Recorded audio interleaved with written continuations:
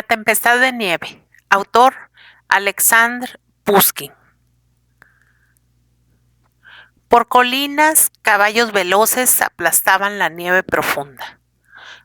A un lado, un templo sagrado solitario asomaba al camino. Mas de pronto estalló la nevasca y la nieve cayó a grandes copos. En el ala azabache un silbido. Sobrevuela un cuervo el trineo. El gemido auguraba desdichas. Los caballos de andar presuroso oteaban las sombras lejanas y alzando sus crines. Zhukovsky.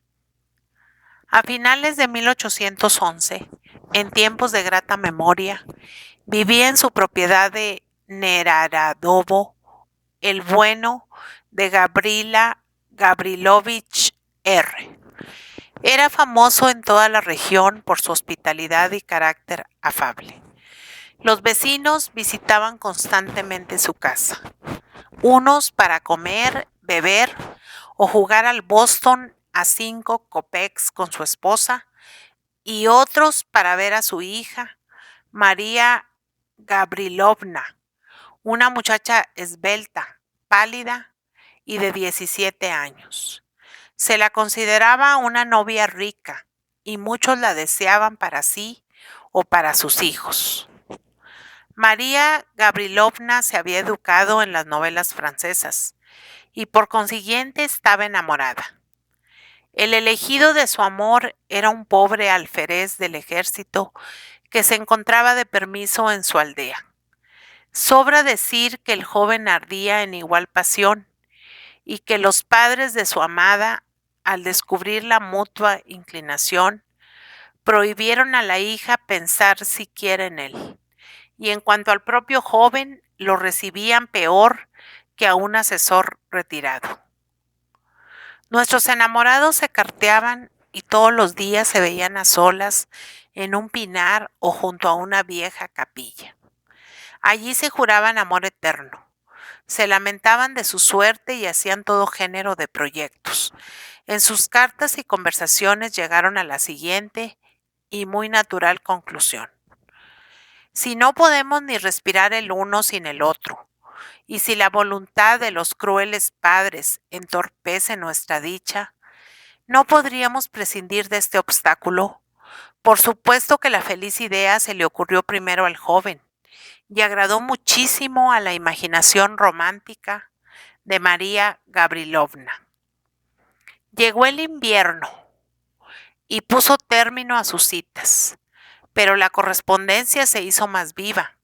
En cada carta Vladimir Nikolayevich suplicaba a su amada que confiara en él, que se casaran en secreto, se escondieran durante un tiempo y luego se postraran a los pies de sus padres, quienes, claro está, al fin se sentirían conmovidos ante la heroica constancia y la desdicha de los enamorados y les dirían sin falta: hijos, venid a nuestros brazos.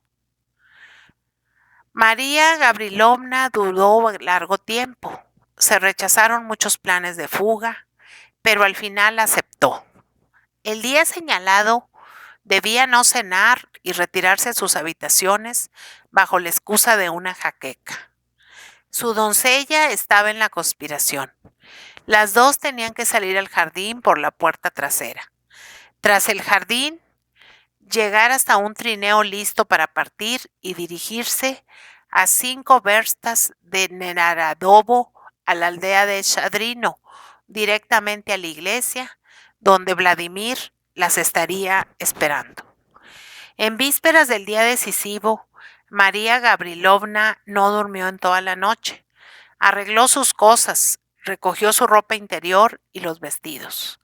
Escribió una larga carta a una señorita muy sentimental, amiga suya, y otra a sus padres. Se despedía de ellos en los términos más conmovedores.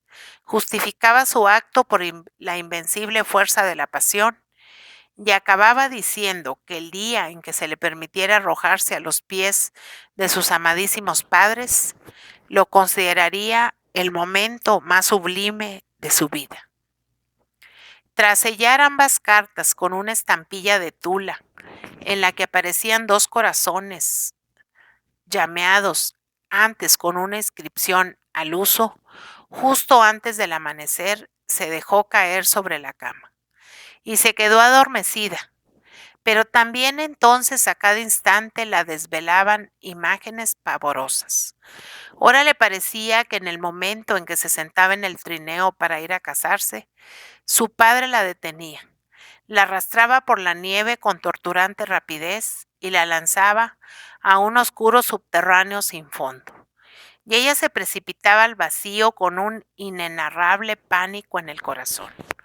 Ahora veía a Vladimir caído sobre la hierba, pálido y ensangrentado. Y moribundo, le imploraba con gritos estridentes que se apresurara a casarse con él. Otras visiones horrendas e insensatas corrían una tras otra por su mente. Por fin se levantó, más pálida que de costumbre y con un ya no fingido dolor de cabeza.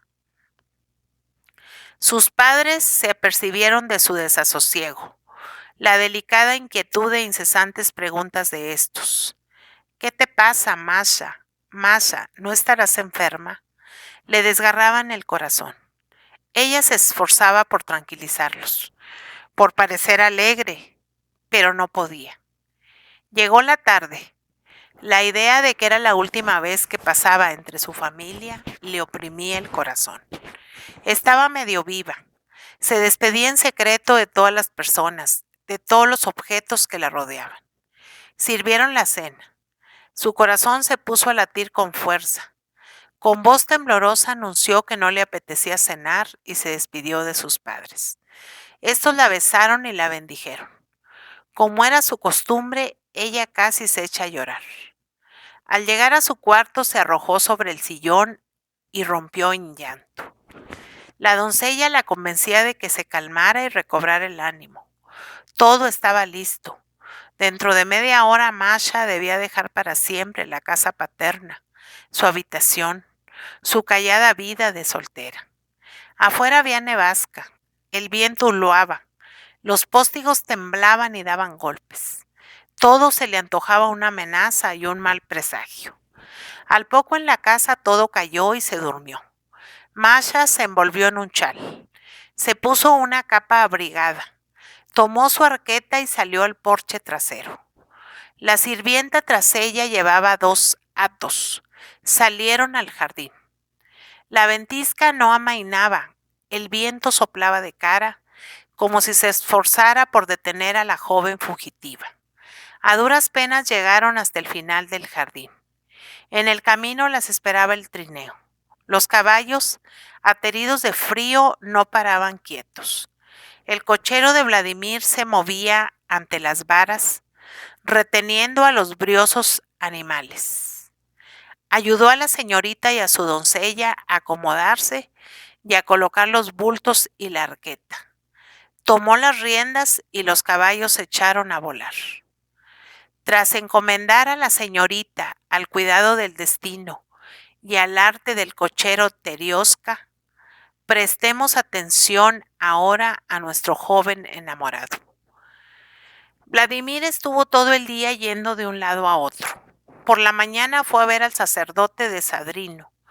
Consiguió persuadirlo. Luego se fue a buscar padrinos entre los terratenientes del lugar. El primero a quien visitó, el corneta retirado Dravín, un hombre de 40 años, aceptó de buen grado. La aventura decía que le recordaba los viejos tiempos y las calaveradas de los húsares. Convenció a Vladimir de que se quedara a comer con él y le aseguró que con los otros 2 testigos no habría problema. Y, en efecto, justo después de comer, se presentaron el agrimensor Schmidt con sus bigotes y sus espuelas, y un muchacho de unos 16 años, hijo del capitán jefe de la policía local, que hacía poco había ingresado en los Ulanos. Ambos no solo aceptaron la propuesta de Vladimir, sino incluso le juraron estar dispuestos a dar la vida por él.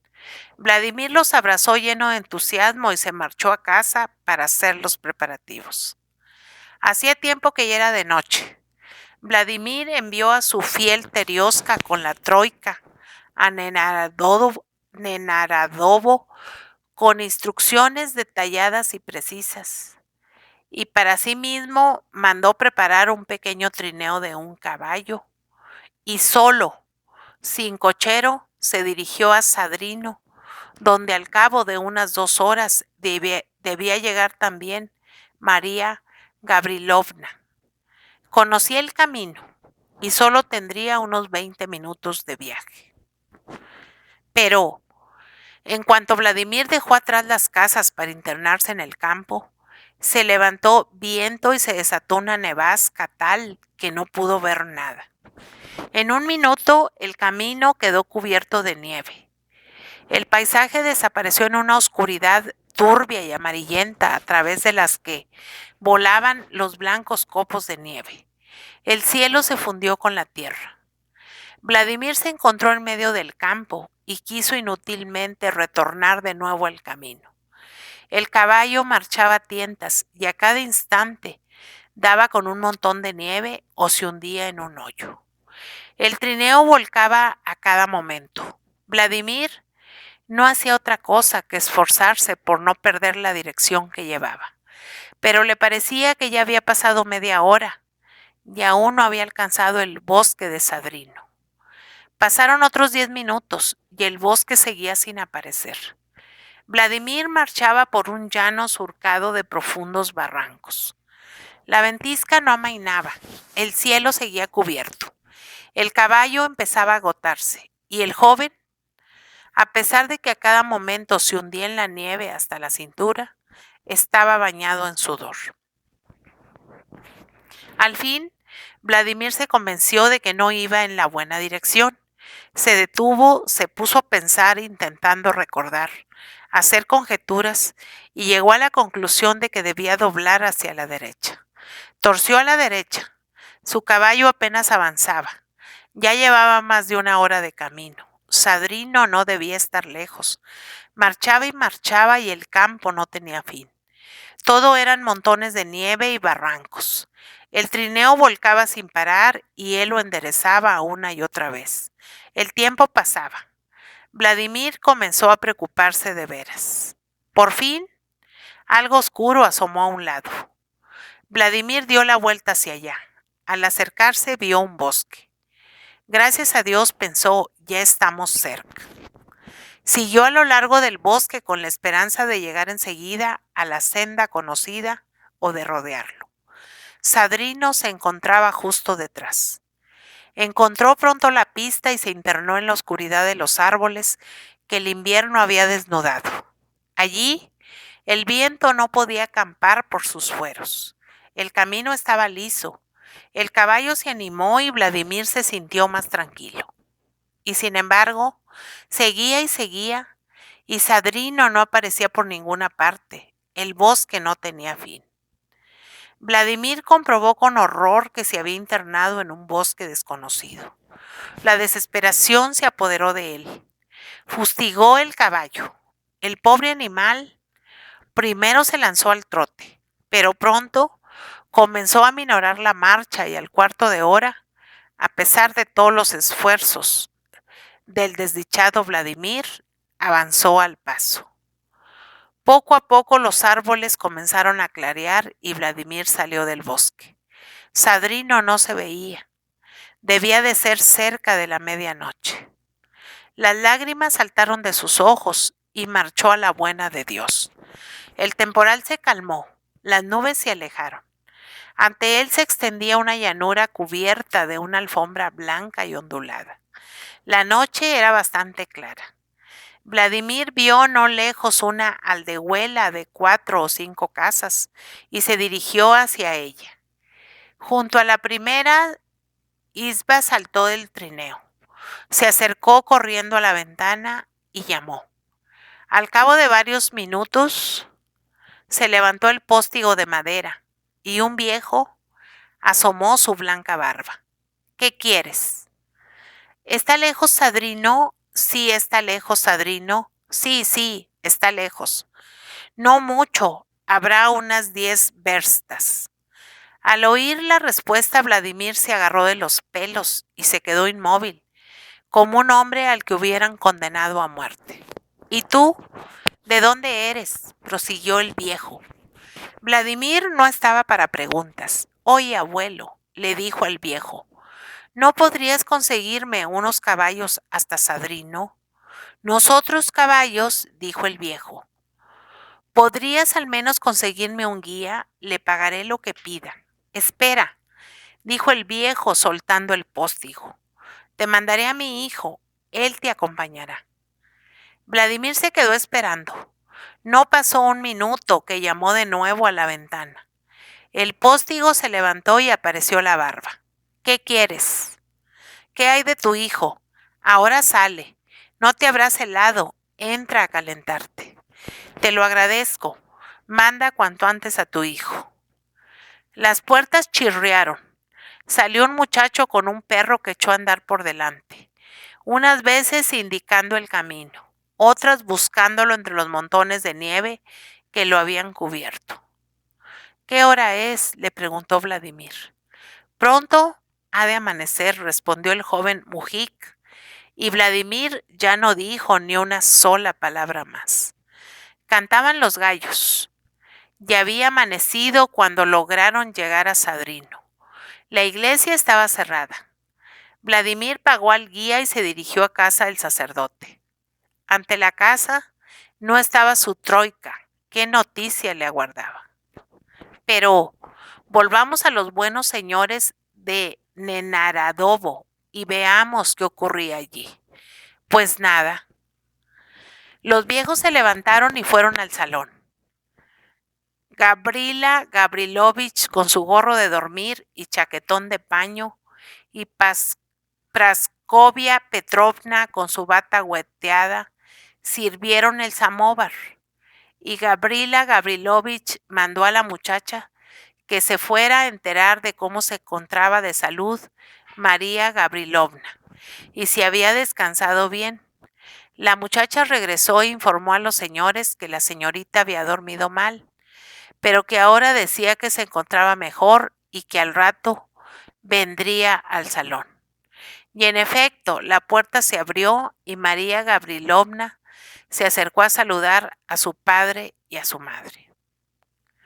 ¿Qué tal tu cabeza, Masha?, preguntó Gavrila Gavrilovich. Mejor, papá, respondió Masha. Seguro que ayer te atufaste, dijo Praskovia Petrovna. Puede ser, mamá, contestó Masha. El día pasó felizmente, pero por la noche Masha se encontró muy mal. Mandaron por el médico a la ciudad. Este llegó al anochecer y encontró a la enferma delirando. Se le declararon unas fuertes calenturas y la pobre enferma estuvo durante 2 semanas al borde de la muerte. Nadie en la casa sabía del intento de fuga. Las cartas que escribió la víspera fueron quemadas. Su doncella, temiendo la ira de los señores, no dijo nada a nadie.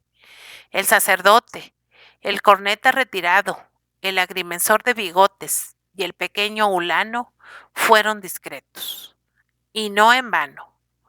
Terioska, el cochero, nunca decía nada de más, ni siquiera cuando estaba bebido. De modo que la media docena larga de conjurados guardaron bien el secreto. Pero la propia María Gavrilovna, que deliraba sin parar, lo ponía al descubierto. Sin embargo, sus palabras eran tan confusas que la madre, que no se apartaba de su lado, solo pudo deducir de ellas que su hija estaba locamente enamorada de Vladimir Nikolayevich y que probablemente el amor era la causa de su dolencia. La mujer consultó con su marido, con algunos vecinos, y finalmente todos llegaron a la unánime conclusión de que, al parecer, aquel era el sino de María Gavrilovna, que contra el destino todo es inútil, que la pobreza no es pecado, que no se vive con el dinero sino con el compañero, y así sucesivamente. Los proverbios morales son asombrosamente útiles en los casos en que, Por mucho que lo intentemos, no se nos ocurre nada para justificarnos. Entretanto, la señorita empezó a reponerse. A Vladimir hacía mucho tiempo que no se le veía en casa de Gavrila Gavrilovich. El joven estaba escarmentado por los recibimientos de rigor. Decidieron mandar a buscarlo y anunciarle la inesperada y feliz decisión, el consentimiento para la boda. Pero ¿cuál no sería el asombro de los señores de Nenaradovo cuando, en respuesta a la invitación, recibieron de él una carta más propia de un loco? En ella les informaba que jamás volvería a poner los pies en aquella casa, y les rogaba que se olvidaran de él, pues para un hombre tan desdichado como él no quedaba más esperanza que la muerte. Al cabo de unos días se enteraron que Vladimir se había incorporado al ejército. Esto sucedía en 1812. Durante largo tiempo nadie se atrevió a informar del hecho a la convaleciente Masha. Esta nunca mencionaba a Vladimir. Al cabo ya de varios meses, al descubrir su nombre entre los oficiales distinguidos y gravemente heridos en la batalla de Borodino, Masha se desmayó y se temió que le retornaran las calenturas. Pero, gracias a Dios, el desmayo no tuvo consecuencias. Otra desgracia cayó sobre ella. Falleció Gavrila Gavrilovich, dejándola heredera de toda la propiedad. Pero la herencia no la consoló. Compartió sinceramente el dolor de la pobre Praskovia Petrovna y juró no separarse nunca de ella. Ambas dejaron Nenaradovo, lugar de tristes recuerdos, y se marcharon a vivir a otras tierras. También aquí los pretendientes revoloteaban en torno a la hermosa y rica joven, pero ella no daba la más pequeña esperanza a nadie.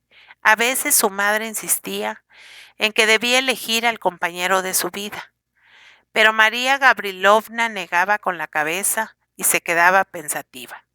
Vladimir ya no existía. Había muerto en Moscú en vísperas de la entrada de los franceses. Su recuerdo era sagrado para Masha. Al menos, la joven guardaba todo lo que pudiera recordarle.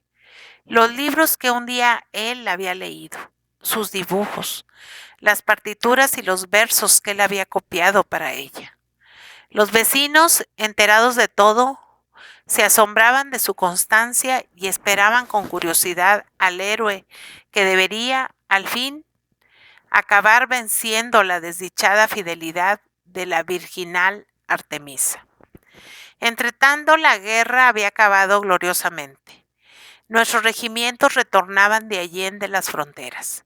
El pueblo salía corriendo a su encuentro. Se entonaban las canciones conquistadas. Vive Henry IV. Valses tiroleses y arias de la Joconde. Los oficiales que habían partido a la guerra, siendo casi unos muchachos, regresaban templados en el aire del combate, hechos unos hombres y cubiertos de cruces. Los soldados en sus alegres charlas entremezclaban a cada momento palabras alemanas y francesas. ¡Qué tiempo inolvidable!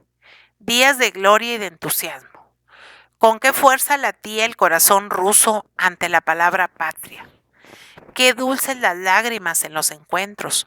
Con qué unanimidad se fundía en nosotros el sentimiento del orgullo nacional con el amor al soberano. Y para él, qué momento sublime. Las mujeres rusas no tuvieron rival en aquel tiempo. Su habitual frialdad desapareció. Su entusiasmo era auténticamente embriagador cuando al recibir a los vencedores gritaban ¡Hurra! Y al aire sus cofias lanzaban.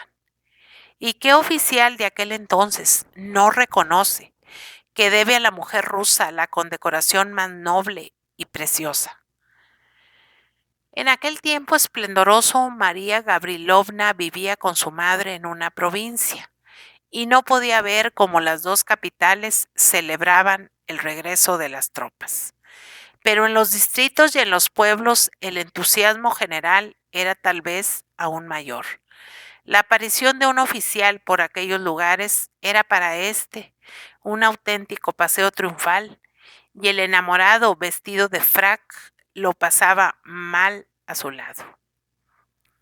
Ya hemos dicho que a pesar de su frialdad, María Gavrilovna seguía como antes rodeada de pretendientes. Pero todos debieron ceder su lugar cuando en el castillo de la doncella apareció el coronel de húsares Burmín, herido, con una cruz de San Jorge en el ojal y de una interesante palidez, como decían las damiselas del lugar. Tenía alrededor de 26 años. Había venido de permiso a su propiedad, vecina a la aldea de María Gavrilovna. María Gavrilovna le prestaba un interés particular. Ante él, su acostumbrado semblante pensativo se animaba. No se podría decir que coqueteara con él, pero el poeta, ante el modo de comportarse de la joven, hubiera dicho: se amor non che dunque. Burmín era realmente un joven muy agradable. Poseía justamente esa inteligencia que gusta a las mujeres, el saber del decoro y de la observación, carente de toda pretensión y dotado de una despreocupada ironía. Su actitud hacia María Gavrilovna era sencilla y libre, pero cualquier cosa que dijera o hiciera ella, el alma y la mirada del joven no dejaban de seguirla. Parecía de un carácter callado y discreto, y si bien los rumores aseguraban que en su tiempo fue un terrible calavera, ello no empañaba su imagen ante María Gavrilovna, que, como todas las jóvenes en general, perdonaba de buen grado las travesuras que evidenciaban valentía y carácter encendido.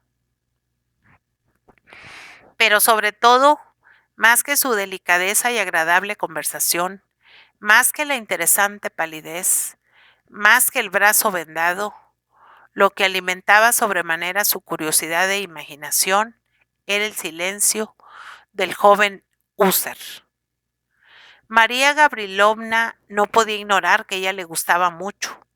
Posiblemente también él, con su inteligencia y saber, ya podía haber notado que ella le distinguía. ¿A qué se debía entonces que ella no lo hubiera visto postrado a sus pies, ni oído su declaración de amor? ¿Qué lo retenía? La timidez inseparable de todo verdadero amor, el orgullo o la coquetería de un astuto conquistador, era para ella un enigma. Tras meditarlo bien, llegó a la conclusión de que la única razón para tal comportamiento era la timidez. Se propuso animarlo, mostrando hacia él mayor interés, y según las circunstancias, ternura incluso, se preparaba para el desenlace más inesperado y aguardaba con impaciencia el momento de la romántica declaración de amor, pues el secreto, sea este el que fuere, es siempre un peso difícil de llevar para el corazón de una mujer. Sus movimientos estratégicos lograron el éxito deseado. Al menos, Burmín se sumió en un estado de ensimismamiento tal, y sus ojos negros se detenían en María Gavrilovna con tanto fuego, que el momento decisivo parecía próximo. Los vecinos ya hablaban de la boda como de una cosa hecha, y la buena Praskovia Petrovna se mostraba contenta de que, por fin, su hija hubiera encontrado un novio digno de ella. Un día, la anciana se hallaba sola en el salón haciendo un solitario, cuando Burmín entró en la habitación y al punto preguntó por María Gavrilovna. Está en el jardín, dijo la anciana. Vaya a verla, que yo lo esperaré aquí. Burmín salió y la anciana se santiguó y se dijo: ojalá hoy se decida todo. Burmín encontró a María Gavrilovna junto al estanque, bajo un sauce, con un libro en las manos y vestida de blanco, como una verdadera heroína de novela. Tras las primeras preguntas, María Gavrilovna dejó adrede de sostener la conversación, ahondando de este modo el embarazo mutuo y del cual tal vez solo se podría salir con una repentina y decisiva declaración de amor. Y así sucedió. Burmín, sintiendo lo difícil de su situación, le dijo que hacía tiempo que buscaba el momento para abrirle su corazón y le rogó un minuto de su atención. María Gavrilovna cerró el libro y bajó la mirada en señal de asentimiento. La amo, dijo Burmín. La quiero con pasión. María Gavrilovna enrojeció y dejó caer aún más la cabeza. He sido una imprudente al entregarme a una dulce costumbre, al hábito de verla y escucharla cada día. María Gavrilovna recordó la primera carta de Saint Preux. Ahora ya es tarde para luchar contra mi destino. El recuerdo de usted, su imagen querida e incomparable, será a partir de ahora un tormento y una dicha para mi existencia. Pero aún me queda un duro deber, descubrirle un horrible secreto y levantar así entre nosotros un insalvable abismo. Este siempre ha existido, lo interrumpió vivamente María Gavrilovna. Nunca hubiera podido ser su esposa. Lo sé, le dijo él en voz baja. Sé que en un tiempo usted amó, pero la muerte y 3 años de dolor, mi buena, mi querida María Gavrilovna, no intente privarme de mi único consuelo. De la idea de que usted hubiera aceptado hacer mi felicidad, sí, calle. Por Dios, se lo ruego, calle. Me está usted torturando. Sí, lo sé. Siento que usted hubiera sido mía, pero soy la criatura más desgraciada del mundo. Estoy casado. María Gavrilovna lo miró con asombro. Estoy casado, prosiguió Burmín. Hace más de 3 años que lo estoy y no sé quién es mi mujer, ni dónde está, ni si la volveré a ver algún día. Pero, ¿qué dice? Exclamó María Gavrilovna. Qué extraño. Siga. Luego le contaré, pero siga. Hágame el favor. A principios de 1812, contó Burmín, me dirigí a toda prisa a Vilna, donde se encontraba nuestro regimiento. Al llegar ya entrada la noche a una estación de postas, mandé enganchar cuanto antes los caballos, cuando de pronto se levantó una terrible ventisca, y el jefe de postas y los cocheros me aconsejaron esperar. Les hice caso, pero un inexplicable desasosiego se apoderó de mí. Pareciera como si alguien no parara de empujarme. Mientras tanto, la tempestad no amainaba. No pude aguantar más y mandé enganchar de nuevo y me puse en camino en medio de la tormenta. Al cochero se le ocurrió seguir el río, lo que debía cortarnos el viaje en 3 verstas. Las orillas estaban cubiertas de nieve. El cochero pasó de largo el lugar donde debíamos retomar el camino, y de este modo nos encontramos en un paraje desconocido. La tormenta no amainaba. Vi una lucecita y mandé que nos dirigiéramos hacia ella. Llegamos a una aldea. En la iglesia de madera había luz. La iglesia estaba abierta. Tras la valla se veían varios trineos. Por el atrio iba y venía gente. Aquí, aquí, gritaron varias voces. Pero, por Dios, ¿dónde te habías metido? Me dijo alguien. La novia está desmayada. El pope no sabe qué hacer. Ya nos disponíamos a irnos. Entra rápido. Salté en silencio del trineo y entré en la iglesia, débilmente iluminada con 2 o 3 velas. La joven se sentaba en un banco, en un rincón oscuro de la iglesia. Otra muchacha le fregaba las sienes. Gracias a Dios, dijo esta, al fin ha llegado usted. Casi nos consume usted a la señorita. Un viejo sacerdote se me acercó para preguntarme, ¿podemos comenzar? Empiece, padre, le dije distraído. Pusieron en pie a la señorita. No me pareció fea. Una ligereza incomprensible, imperdonable, sí. Me coloqué a su lado ante el altar. El sacerdote tenía prisa.